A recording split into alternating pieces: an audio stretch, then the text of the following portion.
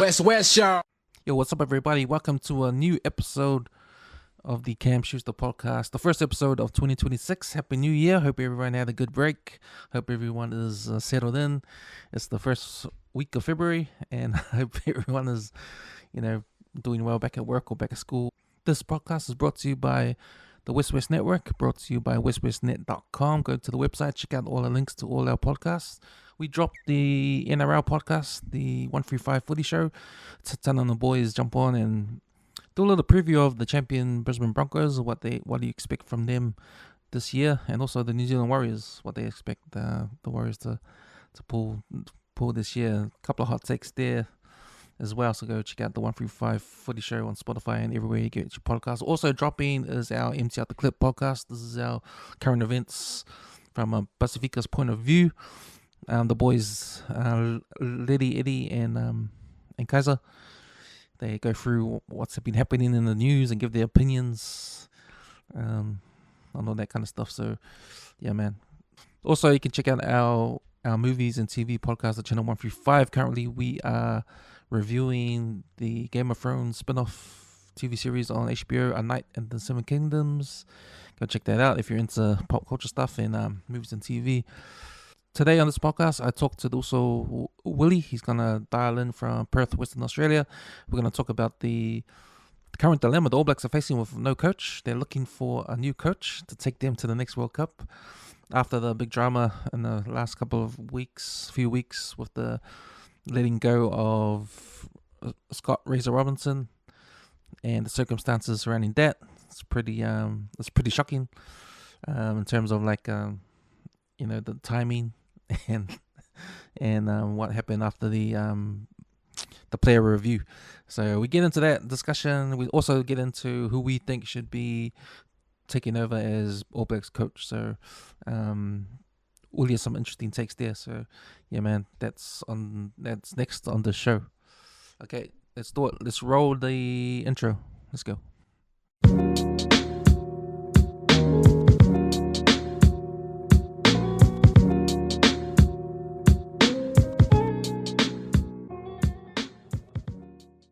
Okay, we got Super Bowl 60 dropping tomorrow on Monday. It's going to be an exciting game against the Seattle Seahawks versus the New England Patriots. Now, New England Patriots haven't been back to the Super Bowl since Tom Brady was there, obviously winning all those championships. So, yeah, man, amazing that, the Patriots can come back to the Super Bowl. People didn't think that. They've got their second-year quarterback in Drake May, who's having an unbelievable season. Yeah, man, if you're a New England Patriots fan, if you're a Tom Brady fan from those days, you'll obviously be glad your team's back in it. They're up against the best defense in the NFL, the Seattle Seahawks. They've allowed the least points with their defense this whole year, and that's a good sign because if you have great defense, you're pretty much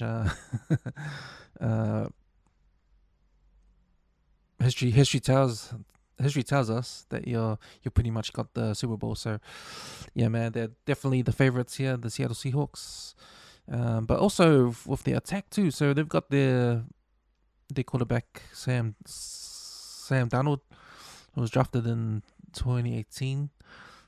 He's had his ups and downs, but he's come right since he's been with the Seahawks. They've had a good season. Look out for their running back Walker, Kenneth Walker III. We'll watch him getting some yards, and their wide receiver JSN or Jackson Smith Najigma. He's been awesome. He's like a version of Puka Nacua. If you saw more and you've heard of Puka Nacua, he's doing amazing things for the LA Rams, who unfortunately lost in the conference finals. But if you see Puka Nacua play, he's an awesome wide receiver. He just catches the ball from anywhere, and that's the same as Jackson Smith, the Jigma, who plays for the Seahawks. So watch him do some damage there out wide. This week also kicked off at the Six Nations. So yeah, man, coming in the Six Nations, I knew England were going to be strong. I knew France were going to be strong with Antoine Dupont coming back. That will bolster their team. And also Ireland and Italy and Wales will be bottom of the table-ish, especially Wales because they've been atrocious over the past year or two. So the round, France beats Ireland 36-14 in France. That's unfortunate for Ireland, who are trying to stay on top out of the Six Nation teams. Yeah, interesting that France beat Ireland, and it's probably no surprise because France is strong at home, and like I said, the Pont's back, so they'll be a strong team. England played lowly Wales. They smashed them 48-7. England just carrying on their form as last year. They got their winger back, Henry Arundel, who scored a hat-trick in the first half. So they look really, really strong. George Ford, number 10, just controlling the team there. The upset of the round, though, Italy beat Scotland 18-15. Italy jumps to an early lead in the first half, and Scotland had to play catch-up, and they just ran out of time at the end. But no, that was a good win for Italy, who sees themselves 1-0 to start the Six Nations. So if you look at the round one table, France, England at the top. They both lead with bonus points. Italy sit above Scotland, which we'll see what happens to those two teams. Looks like they're fighting for the midpoint there. And Ireland and Wales just looking for their first win. Don't be surprised if Ireland try and get back up the table. But I'm not thinking too much about Wales. They're probably going to stay at the bottom of the table there. So yeah, Six Nations. I'm actually interested to watching the Six Nations this year because the style of play in the Northern Hemisphere is sort of the narrative and media and what you see is challenging to the style of play, especially with the All Blacks. The All Blacks are criticised for, especially recently with under Razor, like their style of play is they haven't changed much from what they used to. It seems like, and not innovative enough. So if you look at the Northern Hemisphere and you watch Six Nations and you watch how they play, it seems to be a lot faster. And a lot more power. The use of the ball, use of their forwards, more pick and goes up north now, and they seem to be doing it on a faster pace. So we'll see how that how that goes. But interesting to watch the Six Nations and just looking at the style of play and compare it to how we play, All Blacks play, and how Southern Hemisphere plays. So we'll see how that goes, especially since it's 2 years before the World Cup. All right, yeah, man, that's my sort of thoughts on what's going on in the world of rugby. Can't wait for Super Rugby to start. It starts in a few weeks now. Preseason's right now. I haven't been watching any games in the preseason, but man, I'll be looking forward to the first week of Super Rugby and March when NRL kicks off in Las Vegas, and my team, the Manly Seagulls. Hopefully they have a better year this year. They've lost Cherry Evans, and we've got Fogarty taking over as players. So hopefully we get a good result there with that signing, and we get a good start to the season. All right, yeah, man. Let's get to my chat with Willie.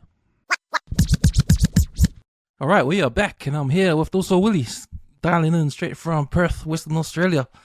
Happy New Year, brother. Happy New Year also. Thanks for having us.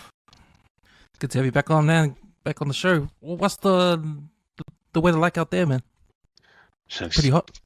Yeah, very hot, man. Like it's been hitting the 40s, like 41, 42. Shucks. On the weekends too, like on the Sundays. So it's been pretty hot. Like yesterday, man. Like even yesterday around about 7 o'clock, it was still 30. Oh shit. Yeah, like it was, man. So thank goodness for aircon, eh? Yeah, hopefully. Yeah. Who do you Okay, think now the next coach is going to be? that's what I was going to ask you. So we'll get into that. So now that Razor's gone, it's doors open for a new coach. Now, it's funny because on our rugby chat, the kind of Stacey, Stacey was like saying, surely New Zealand rugby wouldn't have someone in mind if they're gonna fire Razor right now. Wouldn't that be a smart thing to do? Have someone lined up? Obviously, they didn't. They didn't because No, they what's turned didn't. into an emergency firing is now an emergency hiring for a new coach. Yeah, yeah, So I don't know what they're gonna do because they've set the parameters right. They've said he has to be a Kiwi and he has to have international experience. Now, there are some coaches out there who are fit for the job that can't obviously come over because of they're stuck in other contracts. You got Tony Brown over there in South Africa. He's there till end of the World Cup, so he can't come over. You got Joe Smith who's still with the Wallabies until July. So I don't know. He might be, but he said he's gonna come back home and take some time off. Right? You've got oh, there was a thing in the news they were gonna ask Steve Hansen and Ian Foster to come back. they're in Japan right now. It's a question if they would ever come back after how they were, or especially Foster, how he was into that, treated him at the end of his coaching stint. yeah. But then you've got the two on top of the list of everyone's mind. You've got Jamie Joseph, who's down at the Highlanders, who can just come over and step in, and then you've got Dave Rennie, who's off contract too. So he's another guy that could step in as well. So I'm gonna ask you, man. Like, who would you like to be in the All Blacks? Forget about the contracts. Forget about who's available, who's not available. From the parameters that entered are set for the coach, it has to be Kiwi, has that international experience. Who would you like to be the coach right now? Oh, my coaching team would be like Joe Smith, be the role of similar role as Wayne Smith. Like, so he'll oversee it, and then you'll have Dave Rennie as one of the coaches. Jamie Joseph as a forwards coach. Because Jamie Joseph is like, you look at the kids coming up through now, like they're socks, bro. Like they are, man. Like they're too soft. But so Jamie Joseph could bring that edge back into the team, into the forwards. And then your backs coach would be Tony Brown. Like definitely. And then some of your assistants. I'd probably bring David Kidwell and as a defensive coach. Yeah, because he did some good work with Argentina when they beat the All Blacks in Buenos Aires. So like he's really, really good. But I think and the other guy that I'd really like to have in there would be Clayton McMillan. But he would be part of that assistant coaches. Like I say, you'd have what's his name is so you'd have Rennie as the head coach. Rennie as the head coach. You'd have Joseph as the forwards coach, and you'd have Brown as the backs coach and probably your attack. And then your what's his name? Clayton McMillan is probably as a defensive coach. So you have all the elite coaches to be in the coaching setup. But you'd have Joe Smith as almost like as a rugby director. So he'll oversee all the coaches and probably more so just so he'll be that so him and Dave Rennie will be probably Dave Rennie's going to be the conduit between Joe Smith and the specialist coaches and the forwards coach and like so that's who I guess probably from a reporting perspective that's who Dave Rennie would report to Smith and bounce ideas off. Almost kind of it's very similar to how Wayne Smith was to the All Blacks and also the women's teams. Like just that almost like an elder statesman's role, but that somebody to lean on for advice and stuff. Because he knows how. He's coached Ireland, he's coached the Wallabies, but he's also beaten the All Blacks, and also and knows how to sort of put really good. He's a really good tactician. The same with Rennie. Rennie's a really good coach. Really, I mean, like, he developed. You look at the Wallaby players now; a lot of them are the ones that Rennie developed. It's just that they didn't really trust him to take them through. And then Joseph, like, he's really good at developing. Like, he'll be hard. Like, he's a hard taskmaster, so he'll get that edge of it on them. And then Tony Brown will be just the backs coach, and as well as the attack coach, because he's got some good shit. He's got some good stuff from attack. And for defense, it would definitely be. And then you can, how Hansen, Henry, and had that coaching trio, like you had, and then they had their specialist coaches, and because then there's a pathway for the likes of McMillan, because for them to be, and you would rotate each of them. This is me anyway. You say, 1 year or the 1 year, if the attack coach might change, McMillan might go and be the attack coach. He won't be the back coach, but he can be the back attack coach. But also, and then Brown can be the back coach, but also the defensive coach. So they swap their roles around. And then the same with Joseph can be the defense coach, and McMillan go be the forwards coach. But that's really how you would see it, because then each of those coaches understand each other's roles. And understand how each of them coach and how each of them see the game differently. That's what you want. I mean, that would be my coaching group. So would you implement a new succession plan starting from that team? Yeah, and like that would be forward. Be the succession. Yeah, because then you create yourself a clear pathway. And again, as a head coach, you would need to understand all facets of the that game, of that part of coaching in the game, and then Rennie understands, like Schmidt understands, and that's why they're able to sort of oversee and sort of just pick on little things here and change a few things, tweak a few things here, and that's what Henry. They're really good at. It's what great coaches do, really, man. And they pick things up easily. And probably I'll throw in a local lad in there just to, because I think he's pretty good. But Mark Ozage. Yeah.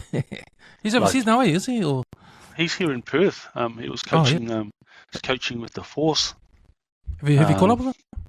Yeah. I've caught up a few times with Mark. Yeah, had some really good catch ups, some good coffees, and some good laughs. But he's an up and coming coach. But I think he's underutilized. He's underutilized. So I think he'll be somebody that can, if you throw him in that type of environment, he would grow, man. Like, he would just flourish and get better and better, because he's, like, you don't go down to, like with Mark, he was down coaching he was at Southland Boys High School, and then he coached the New Zealand secondary schools from down there, and then he went and coached the Hastings Boys High School to top 4. Oh, yeah. Yeah, he did some really good things. I was following his coaching for a bit until he moved over. Until I said to him, "Are you taking the Highlanders job?" And he goes, "No, I'm coming over to the Force." So, hey. So it was just good to, it was good to. I think he'll add some really good value, because he's, like, again, you look at what's the percentage of Polynesians inside the All Blacks now? You'd say probably 80% or 60%. I wouldn't say less, because I remember last year, the first time we never had any Polynesians in the back three, the winger and fullback. Yeah, so That was you the first time. That predominantly was the first time they had no Polynesian forwards. You put what? So you'd say 60. Yeah, I think off the So top 60. of my head. Out of those 60, they'd be really, So Mark's, and the reason why I say Mark as well, Mark and McMillan, is that they would be. I'm not saying Rennie and Joseph aren't, but those guys are really culturally aware, of how the poly boys tick and what makes them tick and stuff and that, and that's probably one thing, because you look at the Polynesian boys that go down to Crusaders, and when I throw my nephew in there, that too, they play a different system of rugby, it's not as there's not as much contact as what the Pollies love up in Wellington and up at the Chiefs and up at the in the Blues, so to come into and then you come into the to the All Blacks, so it's probably one of the shortfalls was that the trainings weren't probably as physical, or was it too physical, or it's just a lot of things go into it. But, so that was your dream team, coaching team, but the reality is it's probably not going to be that easy. So who do you think will be the coach of the All Blacks? I think Joseph. Joseph's the most likely, because at the end of year tour they put him in as this New Zealand 15 coach. They locked him in, and in some ways I sort of looked at it, and I sort of looked at that and said, did they already know what was happening? Because to bring him in, lock him in as part of the New Zealand, and contracted because he was contracted by the Highlanders, not New Zealand Rugby. So he was contracted by Otago and the Highlanders, so he was still free to go elsewhere if somebody came up with an offer. But I've heard rumours too that he wasn't very liked in Japan. Right. Because he was with the players there, because I think he was probably too hard. Like he's old school, but that's what these. They're just saying that's what these types, that's what those island boys need. And I'm not saying that as a bad thing. It's a good thing, because it's sort of, because Joseph would bring the old school All Black values, which relied on hard work and work ethic and just being there. No jumping up and down and doing what Ronaldo does in the soccer games. Jumping up and but nobody does that, man. I've never seen Richie McCaw or Kieran Reid jump up and down and then go like that. And just showboating. That's what that is. You never see any of the South Africans, probably only the coloured South Africans, jump up and down when they do score a try. But the white South Africans, they don't do that. You never see any of them jump up and do a chuhu or whatever, like what what the All Blacks players have been doing. And some of the it might be what's the word? Probably not just picking on Islanders as it sounds like on our own. But it's it's just one of those things. It's a respect. You don't show off and jump up and down when you score a try, like the game. You're only 20 minutes in, and there's still another 60 to go, man. So I think, and those are some of the values that probably, and they're just values of the game that I sort of look at. It's the saying, the fat lady doesn't sing until the game is over, whatever. But it's until the show is over. And that's for me, those are the values that I look at in teams and probably as players. But has the All Blacks lost those values a bit? Yeah, I think so. Because social media does that to you and whatnot. Those players have got probably more followers than the All Black page. How's this? Here's my one, right? So we got 2 years until the World Cup. So I wouldn't want NZR to go to Japan and get down on their hands and knees and beg Steve Hansen and Ian Foster to come back just for 2 years. Just for 2 years. Just to bring the All Blacks back up to standard, because Ian Foster was the last coach and they weren't happy with him, so they got rid of him, put in Razor, and that didn't work out. So what do you do in an emergency? You got 2 more years. You can't muck around. You got to go back to the drawing board, and that means going back to Ian Foster and bring back those systems again. But with Steve Hansen as well, so you get you get a winning coach there as well, just for 2 years, and that's enough to somehow bring the All Blacks back to par again. And then after the 2 years after the World Cup, Tony Brown is free from his contract. You bring in Jamie Joseph and Tony Brown to take over from 2028. Yeah, I think that will be my that's my way to your go. team, like to bring Hansen. Just for the World Cup. I get it.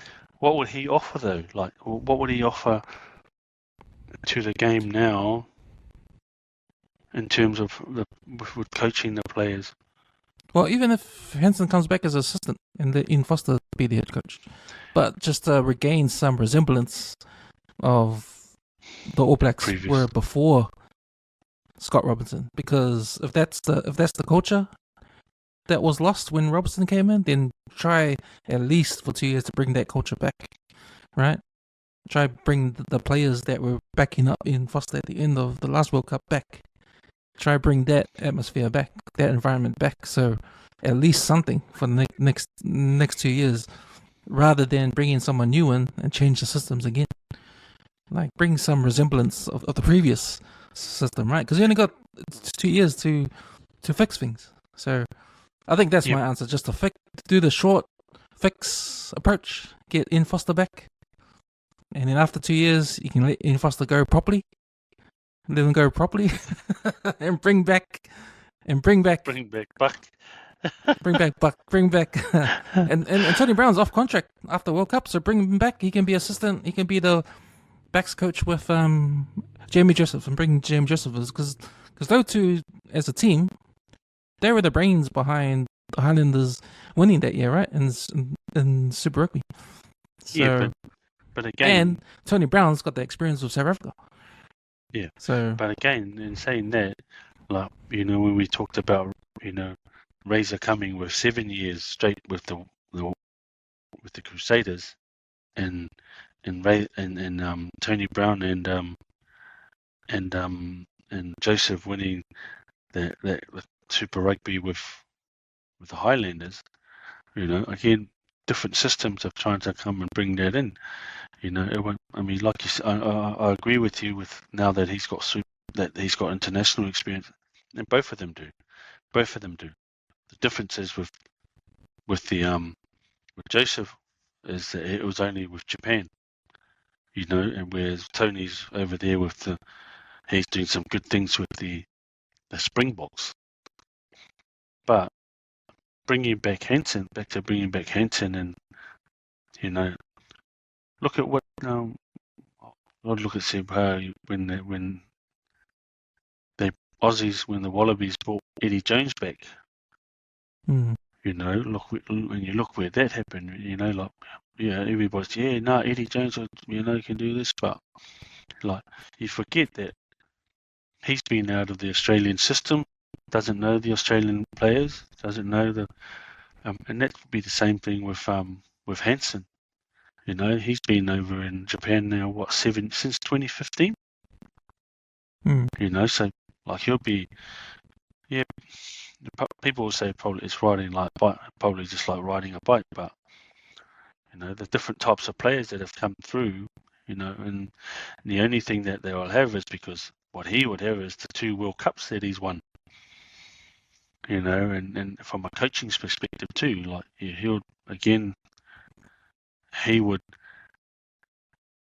would he command the same respect? Yeah, he would, because of his history.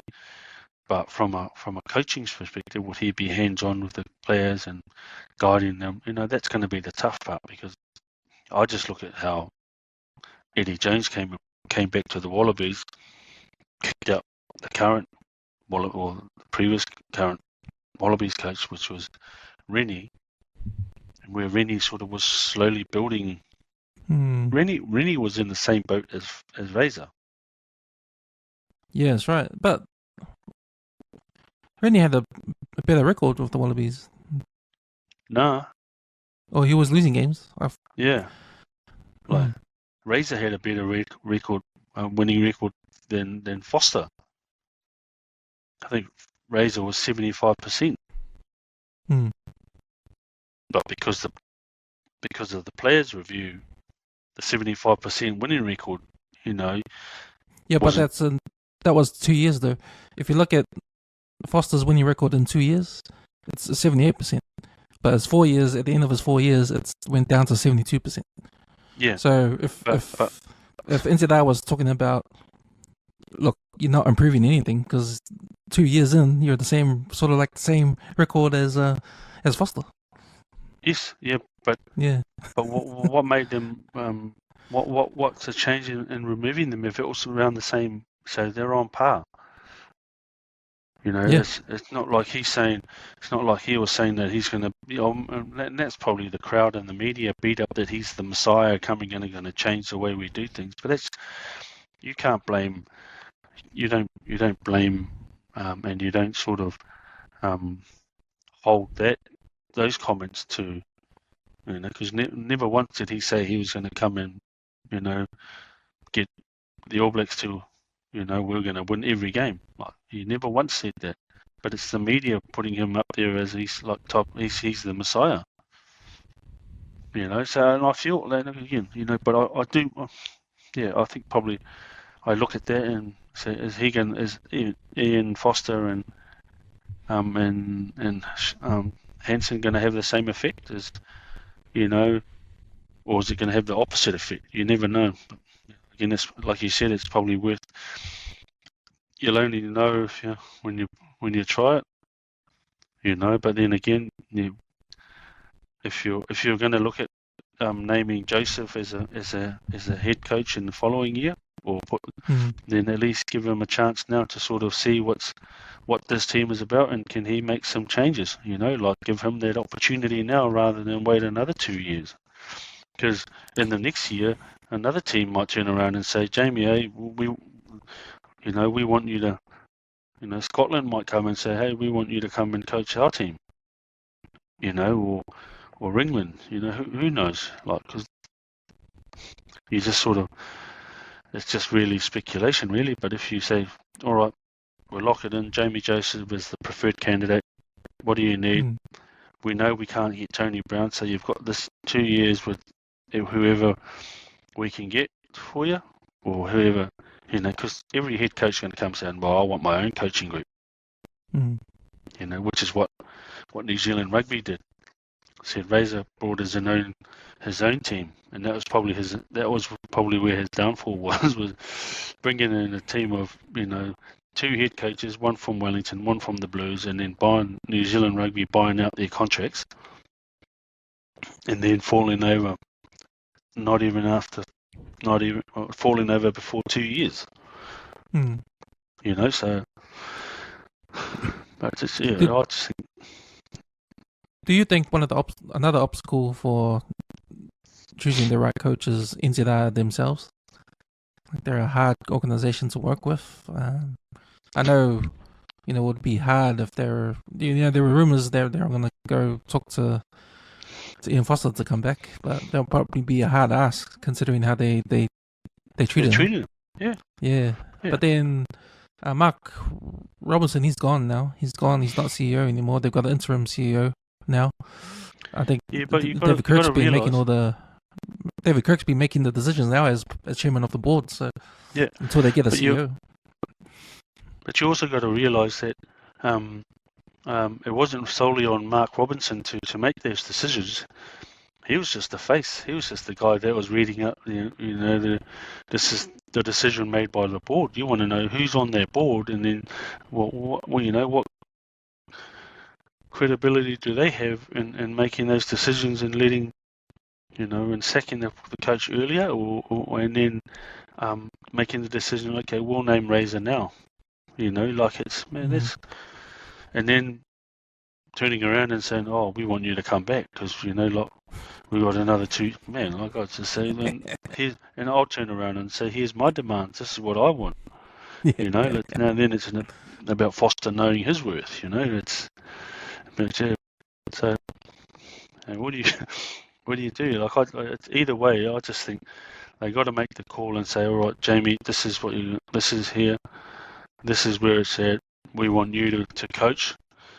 Gives him 2 years. It might carry on and see what the improvements he can do by the time the Rugby World Cup comes around.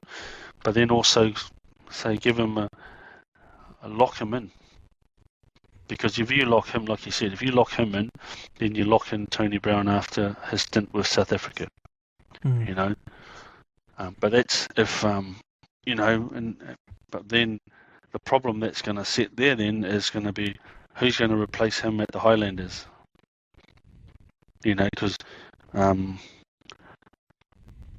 you've got the other coach from the Blues. He's leaving at the end of this year to go and coach Queensland Reds. Cotter. He's going because he's the other one that's his name's out off now. His name's not on the table. But these players now won't like the style of coaching that Vern Cotter is, because he's like Jamie Joseph. He's hard. He's uncompromising. He'll just he's relentless in the way that he wants, and you have to.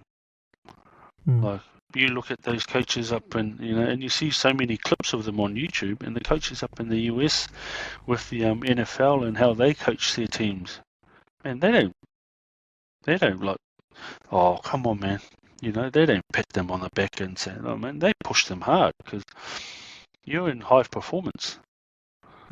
You're in an environment where if you don't turn up, it's who's next up.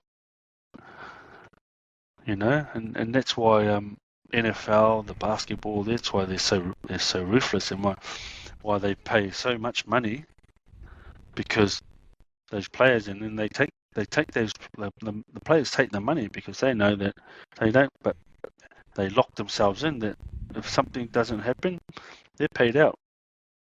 I don't know how their contract system works, but like if you get drafted in, when you get drafted in basketball in your first year, you're still making money, eh? Yeah. It's a rookie salary. Depends on how high you're up. If you're first on the draft, you get the most money. So if you're if you're in that top 10 from a rookie draft, you get the most money. Like, what's an average of the rookie in the top 10? Well, I think I know the minimum wage is $200,000. 200,000. That's minimum wage. That's minimum you're not wage. Even playing. You're not even playing. Yeah, exactly, and that's what I mean. Like you're not even. You're on the bench, but you don't even play. You're the guy that you play during practice. Yeah, exactly, and that's what I mean. That's and the difference in it's high performance. Like as soon as rugby went professional, man, you had to be on another level, man. Like your training habits had to be different. And that's what these players got to realize. Do you see those guys on social media posts and videos? No, they don't, because there's a team that does it all for them. They don't go do their own personal social media platforms. They've got a whole team that's set up to do that, man. And that's I think probably where rugby and rugby league sort of fall short. Like the NFL, the NBA, they're so far ahead. It's not funny, with all the platforms and stuff, So, and that's how they're able to generate a bigger income, because because all their I would imagine that their social media platforms or accounts are all managed by the organisation. Yeah, so you know a top 10 draft will come in and say if you're the number one pick in the draft, you'd come in, your social, your Instagram, your Facebook, whatever social media platform that you're on would automatically either be closed down or that's all kept locked out, and then they'd create one for the organisation as part of, as you're probably a social, like as a public figure. Yeah, and all of those views, all of that income that's come through there, that goes all back to the organisation. You get a portion of that go back to the organisation, and that's how they're able to generate millions to pay the players. Yeah. And the broadcasting rights too. I should have been an accountant when I left schools. Yeah. But even look, the last 10 years, if you compare NRL to Super Rugby or even New Zealand Rugby, like with Super Rugby, the growth, it stops when South Africa leaves. So South Africa leaves, Super Rugby has to sort of start again from scratch. And if you look at the growth for NRL, like there is growth there. It's growing. It grows. They do stuff like go to Las Vegas. So now they have their open season in Las Vegas. Yeah. They have State of Origins, big spectacle in between, in the middle of the season. They have their grand finals. So they make a big deal out of it. So you can see the growth of NRL. If you look at Super Rugby, if you look at Super Rugby 10 years ago and Super Rugby now, nothing's really changed there besides South Africa leaving. I know they got the fantasy now, the fantasy, the Super Rugby fantasy now. Yeah, but that's about it. The competition and sort of teams come and go, and you really don't know what teams are in the competition anymore. And then they changed the format of the playoffs so many times. You don't know how that works. Like how many times have they changed the semi-finals, finals, the quarterfinals? How many times have they changed that? Yeah, you're right. No. It's not reliable. Nah, but also just the way of how they play, and like everybody plays the same.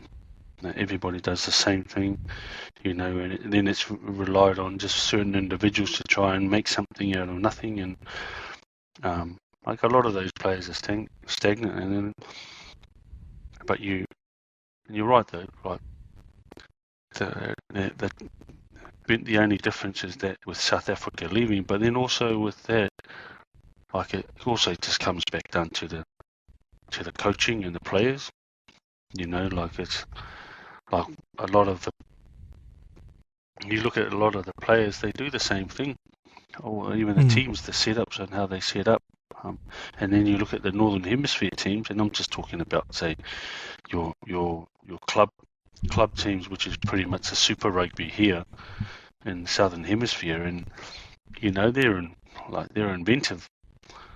They're innovative, and they're looking at different ways to open up the defence, and even the tight forwards have got little plays here and there, but that was New Zealand like 30 years ago, like it was. I think that the change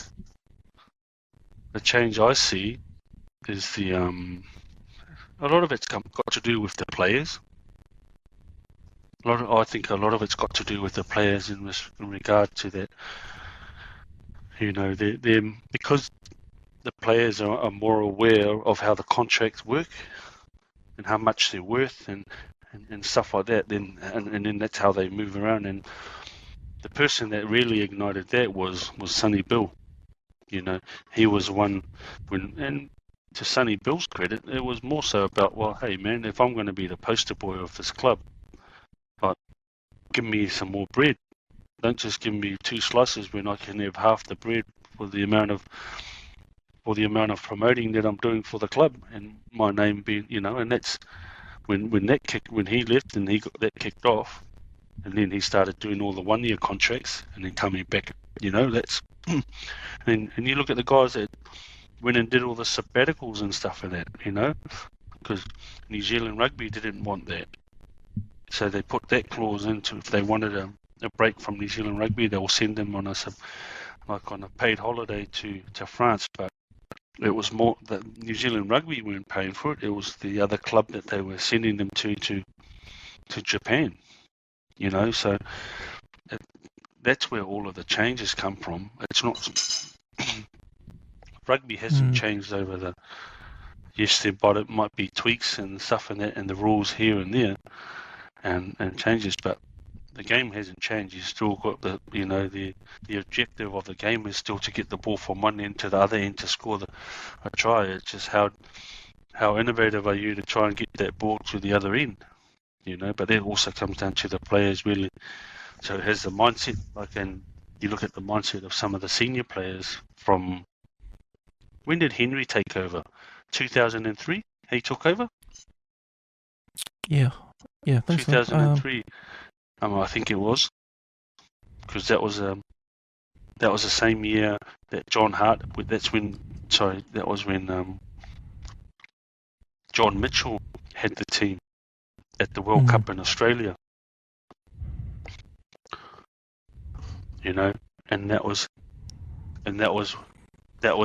when they lost that game against Australia in the semis, 2003. That's when the Poms won it, the English won it. Henry came to coach the All Blacks 2004 to 2011. 2004. Before that, he was with Wales before that.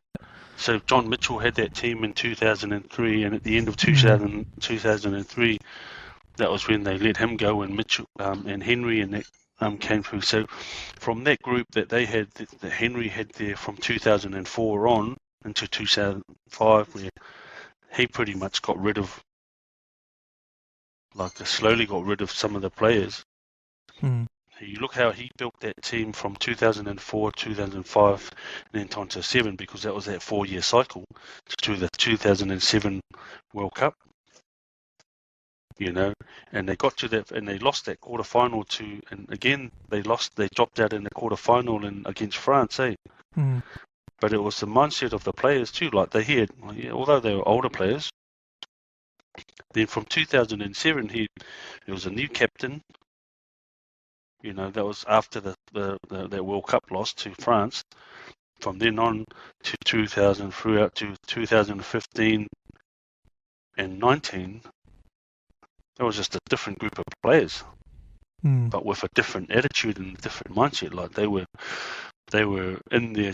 They knew what they were going to do. It was a different type of caliber of players. You look back, and I think I've tried to look back as well. And you look back at, say, that era, and whenever a player scored a try, did you ever see any of them jump up and down and choo and all of that, and do what the current players are doing now. You never ever saw Tana Umanga and Kevin Melamu jump up and down and when they scored a try, or they made a good tackle, or they made a good turnover. And I'm referencing this to Artie really, because he's the one that sets that tone. Like you can set a tone in a team, and you have that sort of that self-belief within the team, and you can do all of that stuff behind the scenes, and when you're at training and when you're in the changing rooms and stuff and that you can, but when it's when it's time to go on the field, and this is how I see that, it'll lead into what we're going to talk about with Razor, and this is where I see that group of players that came through from 2019 World Cup into the which was the Foster. Yeah, so Foster was in that 29, and then they got rid of him in the last World Cup that's just gone. 2023 in the last World Cup, which was Foster, where they just lost by 1 point. And you look at Sam Cane, and everybody hated Sam Cane. Like they all said that he couldn't play, he couldn't this, he couldn't that, but like he did all the work that nobody else did. He did all the dirty work. Like he was in every team. Like because every team you need somebody that's going to actually do the dirty work. So that's what his role was. He would tackle anything that moved. who was over the top? It was Ardie. Ardie isn't able to get that ball if Sam Cane doesn't make that tackle. It's the locks can't get the ball in the line out if the guys aren't lifting correctly or timing. My biggest thing on that is that the current crop of players that were in there, and even the senior players, is that they also had a big part to play in setting the tone in every game. You can't go and beat South Africa at Eden Park and then go down to Wellington and get smoked. You can't, no way in the world you can, unless you know that there's something. You can't turn up for 1 week, and when you're talking about players that, that's their job. It's like what you're doing your job. Like one day you're smashing, you're doing your designing stuff, and then the next day, well, I'm not going to be bothered. You're right. You're right. It's a mindset. But the mindset comes also from the players. It's not the coach's job to change his mind and get them. He can get them there. You can try and bring them into that space. But then it's the player to actually raise that bar for him because, of what they did. So whether the players were complacent from the week before and then come into that thinking, oh, yeah, well, we did a job on them, And I don't know if you've watched that video that Rassie did, where he just blew up the South African team. It's a really good video, man. Like if you're a coach or if you're a leader in any organization and you want some motivation videos and stuff, man, you go search up that Rassie one where he just let it rip with the and these guys are 2-time World Cup winners, man. Like they don't have to people go, well, what is it they need to? I don't need to sit here and take this, but that's just Is it on YouTube? Yeah, is man. It on YouTube? Oh, yeah. Right. Fuck, man, that's just Rassie just setting the tone. Like, man, just because you won 2 World Cup doesn't mean that you're still gonna be the main guy here this week. And that's the challenge as a coach. I'm always it's and that's the challenge as a coach. Well, he's speaking directly to that time when All Blacks got smoked. Like he got them in a room. Like he's got them in a room. It's like your manager coming in and you're having the meeting, and normally, and we do meetings as well at work, and and he's talking about trying to be nice and trying to be like this, and trying not to hurt everybody's feelings and that. And this is Rassie just comes in and just says, no, you guys aren't bigger than like Sia Khaleesi ain't the biggest guy in South Africa. The people of South Africa is the biggest people in South Africa. Like in terms of highlighting where everybody, and I'll go to when I said that comment about you never ever saw any guys. You never ever saw Sam Cane, Richie McCaw, Tana Umanga, or Kevin Mealamu, or Jerome Kaino. When Jerome Kaino did a massive hit, did he jump up and down and say, like he didn't. Like he just got on with the next job because it was the mindset. That's what he was coached as. It's about you celebrate after. You can celebrate all of those. Because and when I grew up with the rugby in Auckland, it's like you look at some of the Auckland teams and it was like you celebrated those behind the doors because you had the banter with your teammates inside the changing rooms and and that was where that camaraderie came about and that banter within between. But you don't do it out when you've got cameras, or and then you look at and I tell you about this, and people probably hate me for it, but like some of the All Blacks now, and look at Ardie, it's like he's all about the 2-minute reels on Instagram.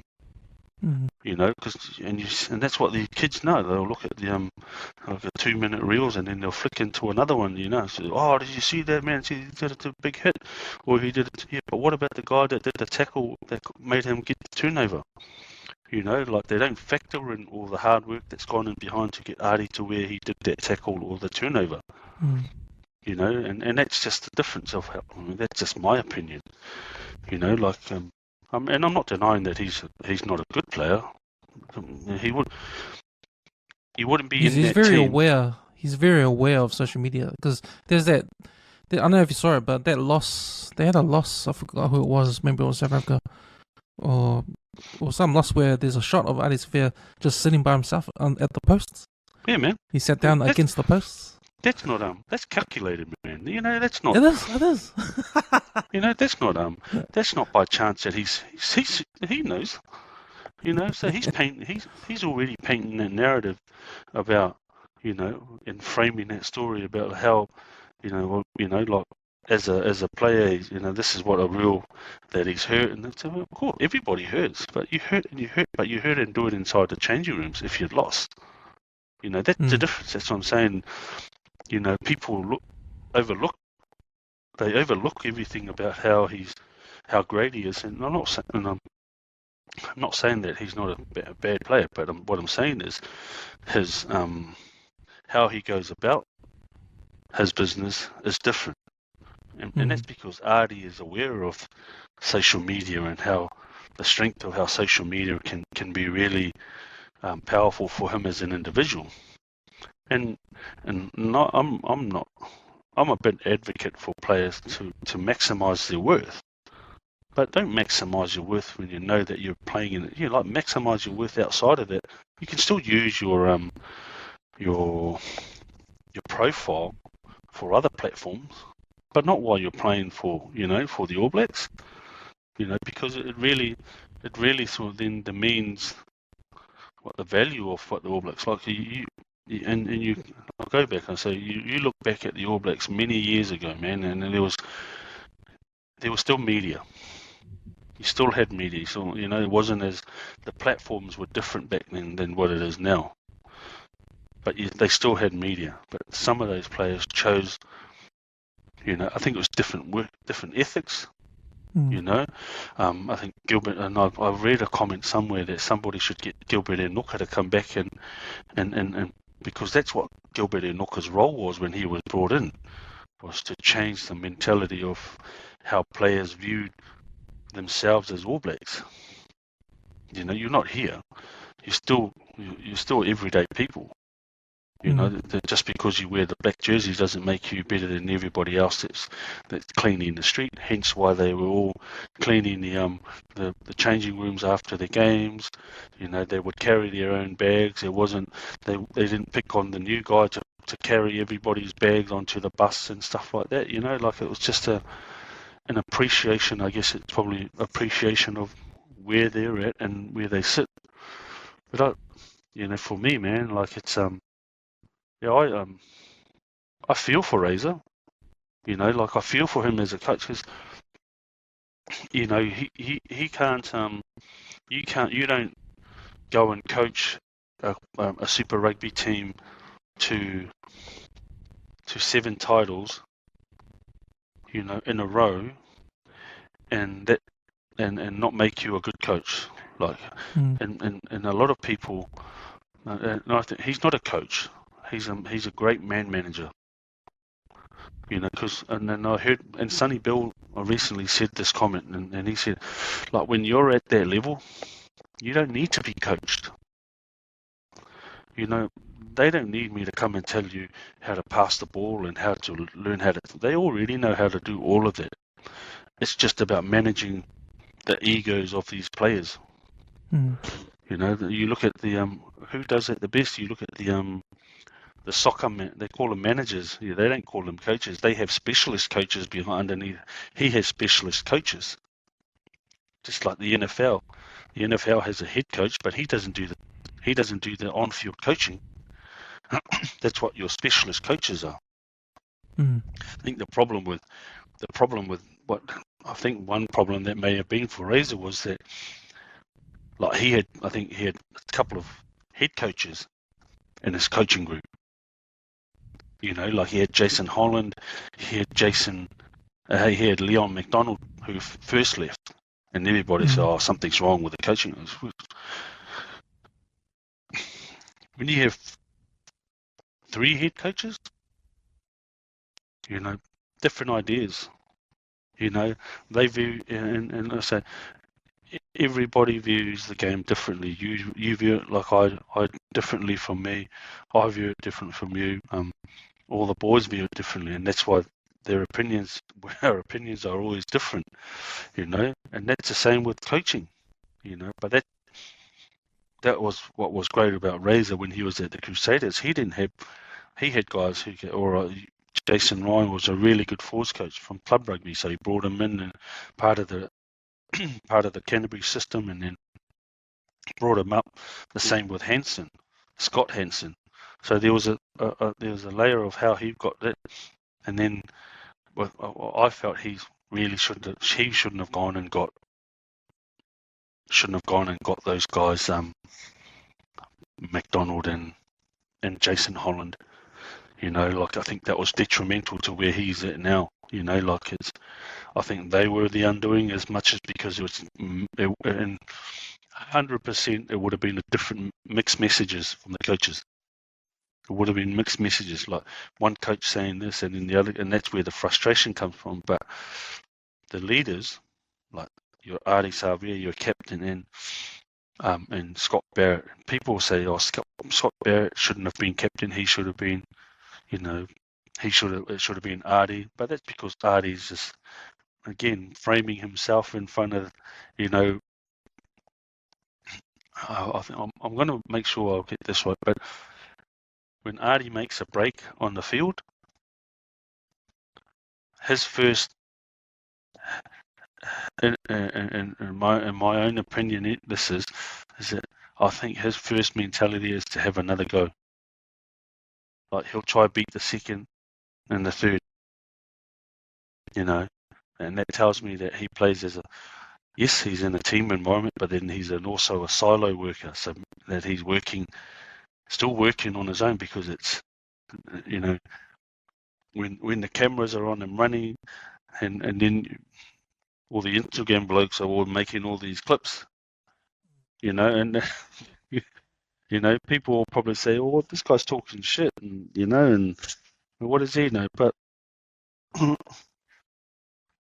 when your coach as a kid, when you beat the first player, the first thing you do is you're looking around.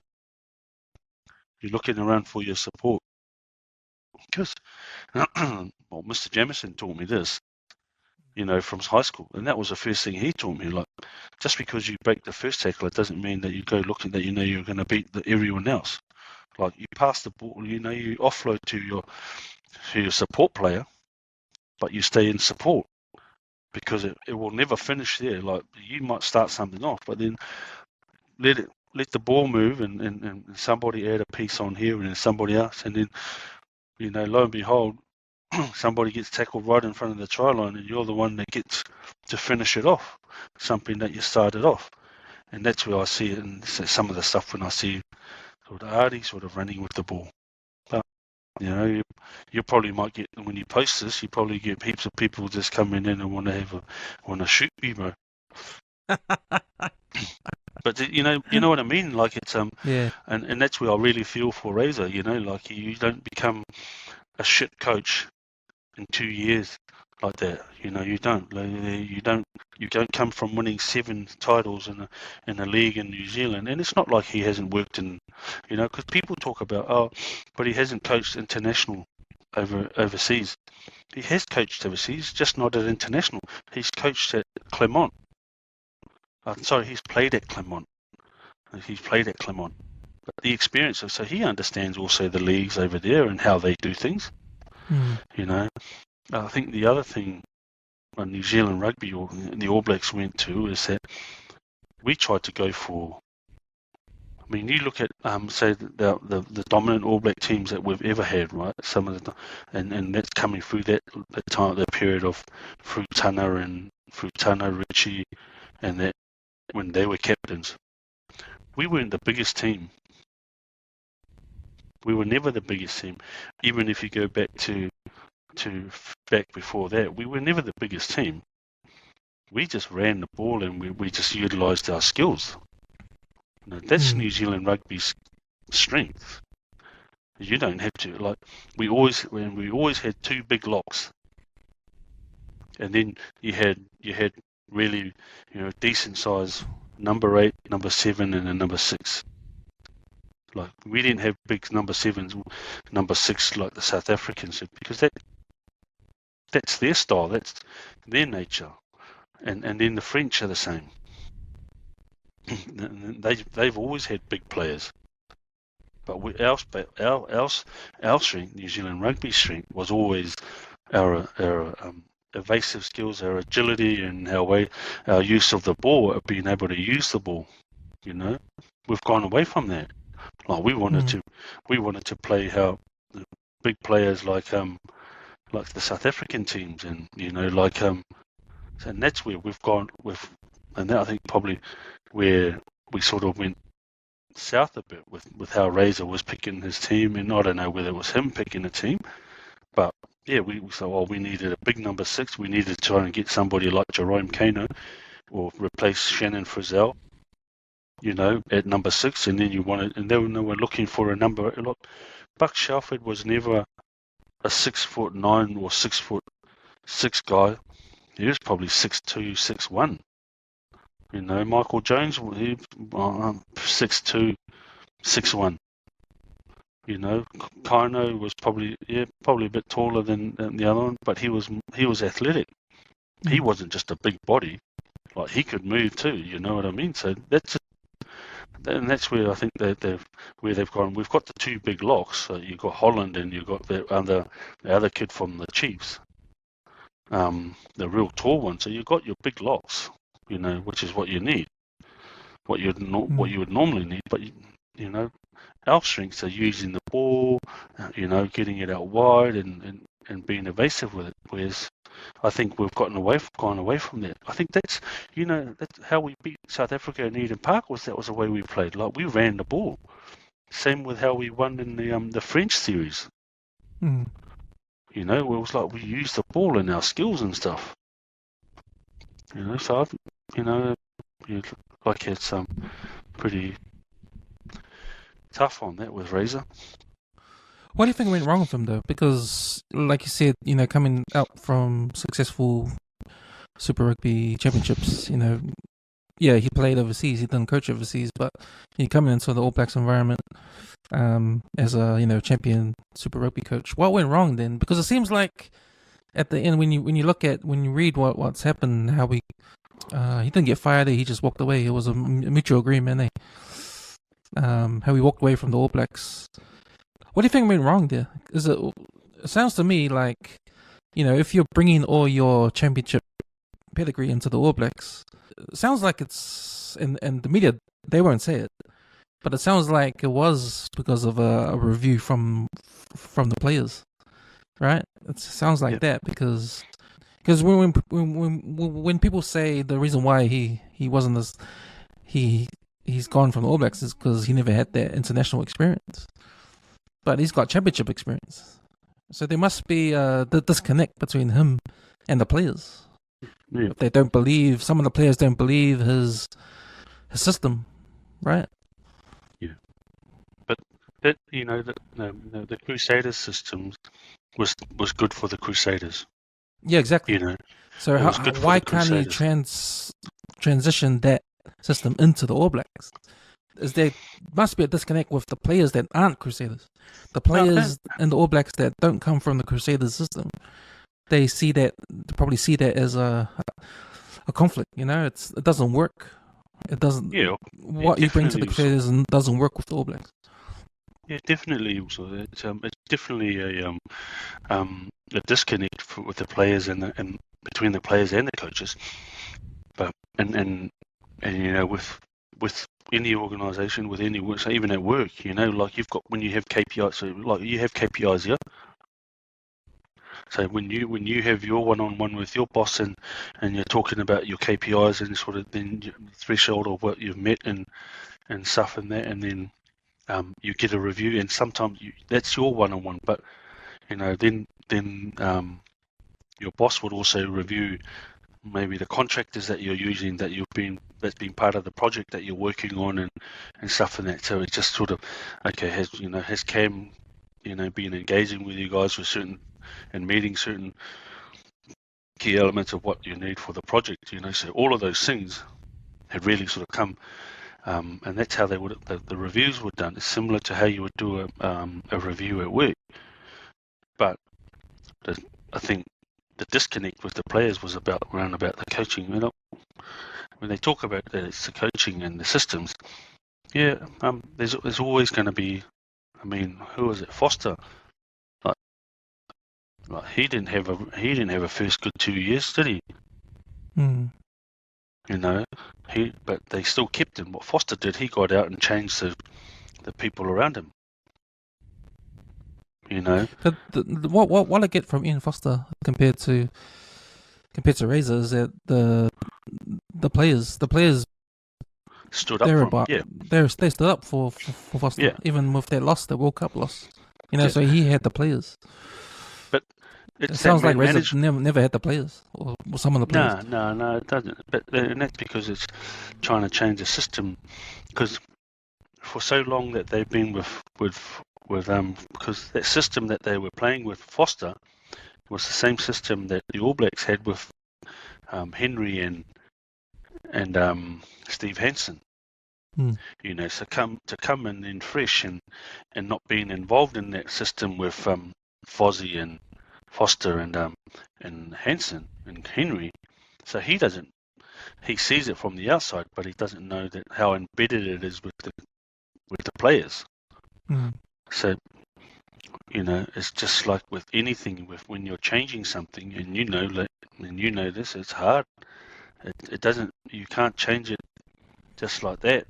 It takes a bit of time to embed what you want to do and how you want the team to play and stuff and that. But it also comes back down to how you're coaching it, how your coaches are coaching it. So that means it's NZR's fault because they broke the succession plan, that system. Because when you have a succession plan with the All Blacks, you got your head coach, you got your assistants. Head coach leaves, assistant steps up into that place. You get some of the systems, and then the new head coach, he'll bring in some new things if it needs to be. And then Steve Hansen's gone, Foster steps up. So you still keep that system. Because, just like you said, because they scrapped the whole succession like that and bring in a whole new team, the players that are used to the old system, sort of, it's hard to adjust there. So you get frustrations and you get, different way of coaching. You can adjust to it. But in saying that, doesn't NZR need to recognize that and give them some time? Should Razor stay on and just have some more time? Should this review be a review for, hey, look, it's not going as good as we thought it would be. You need to do some changes right now. We got 2 years to the World Cup. You need to change something now because we're going in the wrong direction. Yeah, man, they should have. New Zealand rugby should have. I think they had a big part to play in it as well. Like what you said earlier, the succession plan, but it was never, that succession plan was never going to work because, of conflicting coaches and their views, maybe, and I think the outgoing CEO, I think he really botched that one up because, going out and when you go out and name a head coach, before the World Cup had even started, that's just really, and I think that's probably where there's some resentment coming from with some of the players, and I would probably think some of the Polynesian players in the team, But at the end of the day, and to be honest with you, at the end of the day, the players, that's their job. It's not. Yes, it's a privileged club in a way, but at the end of the day, that's their job. And if the comment about Artie saying that, if he doesn't go, I'll leave, let him go. Let him go. He's not bigger than what the game is. There's going to be another Michael Jones or another Artie Savia or another kid that's going to come up. That's just going to open up another space. Because if that comment is true, then that's what I said to you earlier about Artie and the way that he sort of puts himself out there is true. Because that's really sad. It's when you're at work, that's your workplace. Like, that's your job. That's your full-time work that you turn up to. If your boss tells you to run over there, you run over there. You don't say why. You say, how many times do you want me to run over there for? You might question, okay, the method behind what the running that they're doing, and you ask the questions, but it doesn't mean that you don't go and do it. Mm. And that's the thing. It's a one, first and foremost, it's their job. That's what they get paid to do. They get paid to play the game, not to coach the game. Mm. And then they have a guy that's going to be managing them. But I think probably the other thing that maybe Razor really, I think, to be honest, I think one of the coaches he should have really got on board was Clayton McMillan. He should have got him on instead of Leon McDonald. Mm. Like, he was a better operator. He could deal with that cultural side as well and understand from a cultural perspective too. But I also hate it because I also hate it how when they talk when they talk about culture and that, and yet they don't really like they don't really follow through with it. Like some of the players, man, like it's about like those senior players should have really pulled everybody in and say, hey, look, this is not working. We go to the coach. They shouldn't have waited for the review at the end of the year. They should have said to Razor, hey, we're going to go on this end of year tour. Here's what we think we can probably readjust, and that's a team. Can we adjust how we train here and then adjust this, and then we go use this end of year tour as part of trying to embed that new system that he's wanting to play and wanting to, because it feels like the old way of playing with Hansen and Foster and Henry. That's their default. They just default to that because that's what they've learned. That's a habit. And how long is this? 2004. That's 15 years or something. 15 or something years playing in a system. That's give them those types of habits. That becomes just a reaction. Like straight away. Okay, well, if it's not working this way, what Razor's saying, and all of a sudden we go back to default what we already know anyway. Which is probably almost like a plan B, plan C, or whatever. But yeah, I do. I hope, and you watch, man. Like, Razor will go and coach another country now, and they'll win a World Cup. And he won't just go. Like, he won't just go to, like a tier 2 or a small nation. Like, he might be suited. He might be the one that Australia actually may need. But he's been told he can't coach in the next 2 years, I think. Yeah. Or coach any tier 1 countries. Yeah. No, he can't. It's in his contract there. Like. Yeah. That's the thing. That's a shit thing, eh? Like, why hamstring him now and stopping him from being employed somewhere else? From being employed in another country might offer him an assistant role or consultancy role. Like, why stop him from doing that? At the end of the day, that's his job. But they talk about the IP and all of this. Yeah. Nobody's. It sucks. I will wind the clock back to when Razor first got the job. Remember that interview? He was so happy. Like, he said it was a dream come true. He dreamed about this moment being announced as an All Black coach. For 2 years, and he's got let go. Just a heartbreak, Just a heartbreak on his face. It is. It is, man. Like, it would be he'd be gutted. Like, who wouldn't be though? You know what I mean? That's like that's like the next job to the Prime Minister, man.